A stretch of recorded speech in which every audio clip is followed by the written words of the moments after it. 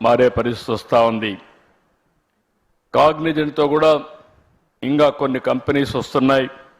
ఈరోజు మీరు చూస్తే టెక్, తమనా, సత్వా,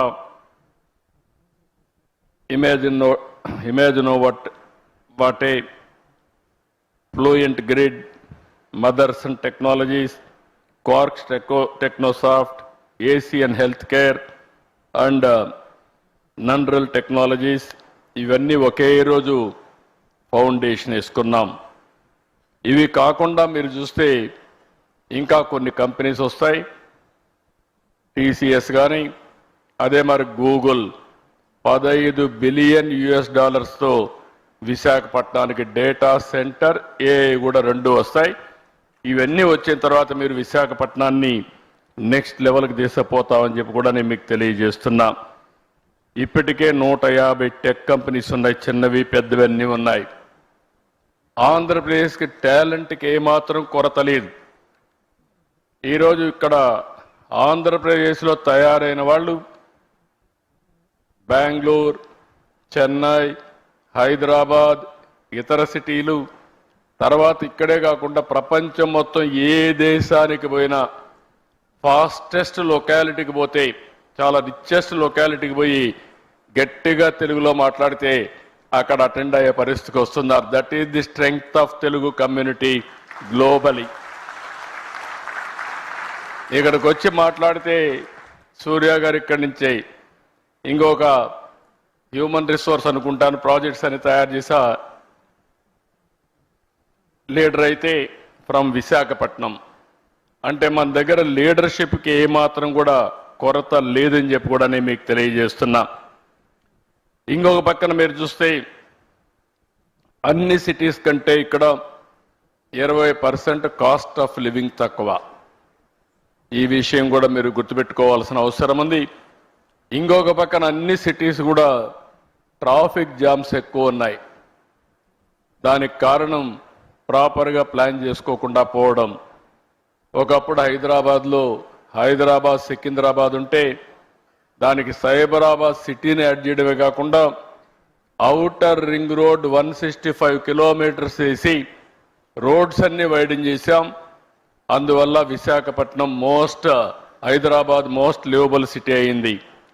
ఈరోజు విశాఖపట్నానికి మీటింగ్ అవుతానే విశాఖపట్నం ఎకనామిక్ రీజియన్ కింద ఈరోజు ఈ సిటీని నాట్ ఓన్లీ హైదరాబాద్తో సమానంగా కాకుండా ప్రపంచంలోనే బెస్ట్ లివింగ్ స్టాండర్డ్స్తో ఒక రోజున నా కాన్సెప్ట్ ఒకటే ఆలోచిస్తున్నా, నెట్ జీరో కాన్సెప్ట్ తీసుకొచ్చి విశాఖపట్నాన్ని ఒక సుందరమైన నగరంగానే కాకుండా కాలుష్యం లేకుండా చేసే బాధ్యత కూడా తీసుకుంటాం.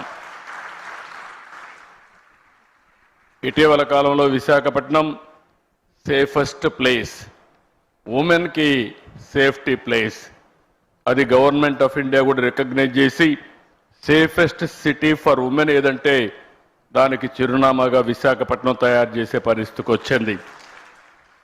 ఈరోజు నీతి ఆయోగ్ దేశంలో 4-5 సిటీలు తీసుకుని ఓవరాల్ డెవలప్మెంట్ చేసే ప్రాజెక్టులో విశాఖపట్నం కూడా ఒకటి ఉంది. దీన్ని ఇప్పుడు ముంబై కానీ విశాఖపట్నం కానీ ఇవన్నీ పెట్టుకొని డెవలప్ చేస్తున్నారు. 2032కే ఈ ప్రాంతంలో దగ్గర 125 నుంచి 135 బిలియన్ ఆదాయాన్ని వచ్చేట్టుగా ఎకనామిక్ రీజియన్ని అభివృద్ధి చేస్తామని చెప్పి కూడా నేను మీకు తెలియజేస్తున్నా. ఈరోజు ఇంకొక పక్కన మీరు చూస్తే ఇక్కడ డేటా సెంటర్ రావడానికి ప్రధానమైనటువంటి కారణం ఆంధ్రప్రదేశ్లో గ్రీన్ ఎనర్జీ. ఈరోజు రవి గారికి కూడా చెప్తున్నా, మీకు లోకేష్ గారు ఒక మాట అన్నారు, మినిస్టర్ గారు. ఆ రోజు ఆయన వచ్చి 99 పైసలకే ల్యాండ్ ఇస్తే ఎకరా గేమ్ చేంజర్ అవుతుందన్నాడు. నేను అన్నాను వీలవుతుందా అన్నాను. అంటే ప్రమోట్ చేస్తే అవుతుంది, నేను దీంతో వీలవుతుందంటే ఫాస్టెస్ట్ వస్తుంది. దానికి ఎగ్జాంపుల్ నరేంద్ర మోడీ గారు కారు విషయంలో వచ్చినప్పుడు ఆయన 99 పైసలకే ల్యాండ్ టాటాకి ఇచ్చాడు. ఇండస్ట్రియలైజేషన్ ఒక రెవల్యూషనరీగా వచ్చిందని ఎగ్జాంపుల్ చెప్పినప్పుడు ముందుకెళ్ళమని చెప్పాను. ఈరోజు అది చేసిన తర్వాత మీరు ఒక్కసారి చూస్తే ఇన్ని కంపెనీలు ఒక్క సంవత్సరం రాగలిగాయంటే ఇది గేమ్ చేంజర్గా తయారైంది. కొన్ని వేల మందికి ఉద్యోగాలు వచ్చే పరిస్థితికి వచ్చాయి. ఇటీవల విశాఖపట్నంలో ఇన్వెస్ట్మెంట్ సబ్మిట్ పెట్టాం. 613 MOUలు చేశాం. ఎప్పుడు కూడా చరిత్రలో అనంత పెట్టుబడులు వచ్చాయి. 13,50,000 కోట్ల రూపాయలు పెట్టుబడులు వచ్చాయి. 1.5 yearలో 8,50,000 కోట్ల రూపాయలు క్లియర్ చేశాం, గ్రౌండ్ అయినాయి.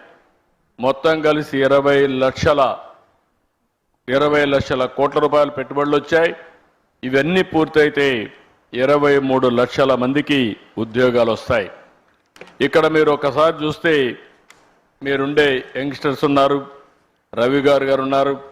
నేను ఆయన ఒకటే అడిగా, you will be our ambassador for Visakhapatnam to get investment.